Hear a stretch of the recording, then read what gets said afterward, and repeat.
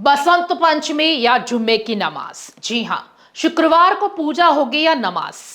नमस्कार दोस्तों, वार्ता चैनल में मैं शालीमार जायसवाल आपका स्वागत करती हूँ।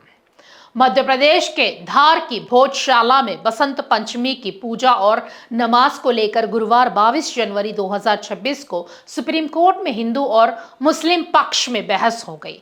मुख्य न्यायाधीश सूर्यकांत, जस्टिस जयमाल्या बागची और जस्टिस विपुल पंचोली की बेंच ने सुझाव दिया है कि हिंदू सुबह 12 बजे तक पूजा करे और फिर शाम 4 बजे से पूजा करे। कोर्ट के सुझाव पर याचिकाकर्ता ने कहा है कि अगर नमाज ही 5 बजे के बाद हो सके तो बेहतर होगा, जिस पर मुस्लिम पक्ष के वकील ने कहा है कि जुम्मे की नमाज का समय तय है, इसे बदल नहीं सकते। हिंदू फ्रंट फॉर जस्टिस नाम की संस्था ने बसंत पंचमी के दिन मुसलमानों को वहां नमाज पढ़ने से रोकने की मांग करते हुए याचिका दाखिल की है। याचिका में कहा गया है कि archaeological survey of India ASI ने हिंदुओं को हर मंगलवार और बसंत पंचमी पर पूजा की अनुमति दी है, जबकि मुस्लिमों को हर शुक्रवार दोपहर 1 से 3 बजे तक नमाज अदा करने की इजाजत मिली है। तो आइए देखते हैं इस पर हमारी एक खास रिपोर्ट।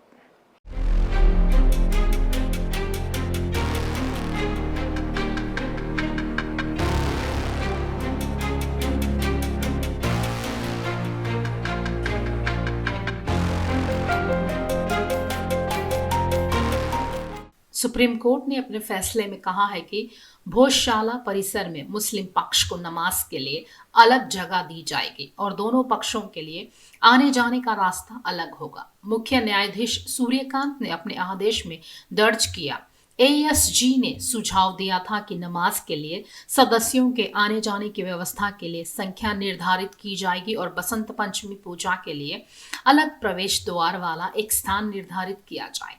ASG और मध्य प्रदेश के AG ने आश्वासन दिया है कि कानून व्यवस्था सुचारू रूप से बनी रहेगी। हम इस रुख की सराहना करते हैं। ASG ने कहा है कि अगर वे हमें शाम तक नमाज के लिए संख्या बता दे तो हम पास भी जारी कर सकते हैं। भोजशाला को हिंदू पक्ष सरस्वती मंदिर मानता है, जहां वे मां शारदा की पूजा करते हैं। वहीं मुस्लिम पक्ष इसे कमाल मौला मस्जिद बताता है, जहां वे नमाज अदा करते हैं। सामान्य दिनों में हिंदुओं को मंगलवार को पूजा करने की अनुमति है, जबकि मुस्लिमों को शुक्रवार को जुम्मे की नमाज पढ़ने की इजाजत है। लेकिन बसंत पंचमी के दिन हिंदुओं को विशेष रूप से पूजा की अनुमति है।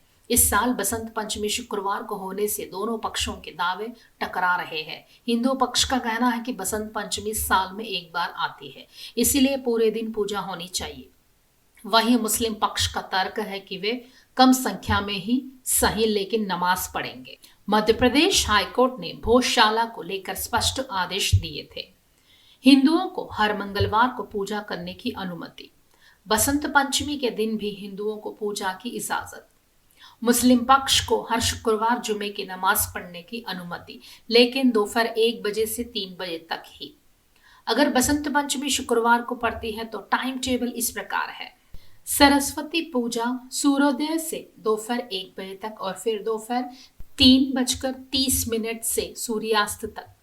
जुमे की नमाज दोपहर 1 बजे से 3 बजे तक। हिंदू पक्ष पूजा की तैयारियों में जुटा हुआ था। उन्होंने भोजशाला में भगवा झंडे लगा दिए हैं और पूरे दिन अखंड पूजा, यज्ञ पाठ और पूर्णाहुति की योजना बनाई है। मंगलवार को सैकड़ों लोगों ने हनुमान चालीसा का पाठ किया, शंख बजे, झाल मंजीरा बजे और जयकारे लगे। हिंदू समाज की महिलाओं ने घर घर जाकर पीले चावल बांटे और लोगों को बड़ी संख्या में भोजशाला आने के लिए आमंत्रित किया। भोज उत्सव समिति के संरक्षण अशोक जैन ने कहा, 23 तारीख को मां सरस्वती की पूजा के लिए भक्त भोजशाला जाएंगे। हिंदू पक्ष के लोगों ने कहा, बसंत पंचमी के दिन अखंड पूजा होगी, सूर्योदय से सूर्यास्त तक पाठ होगा, मां सरस्वती की पूजा होगी, दिन भर यज्ञ चलेगा और शाम को पूर्णाहुति होगी। वहीं मुस्लिम पक्ष के कमाल मस्जिद के सदर जुल्फिकार पठान ने कहा था, हम कम संख्या में लोग पहुंचेंगे और नमाज पढ़ेंगे। हिंदू पक्ष बड़ा दिल दिखाए और 2 घंटे नमाज होने दे। विवाद बढ़ने की आशंका को देखते हुए पुलिस प्रशासन पूरी तरह मुस्तैद है।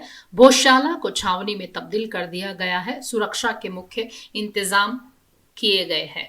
8000 से ज्यादा जवानों की तैनाती।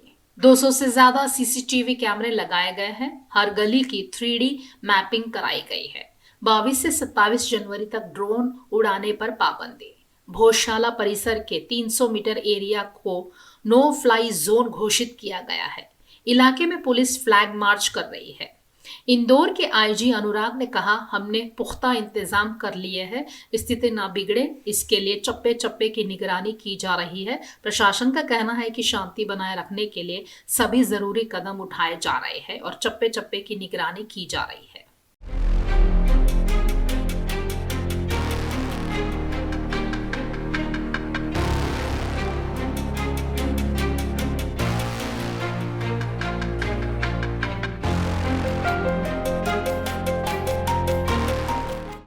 खास खबरों के लिए देखते रहिए वार्ता चैनल।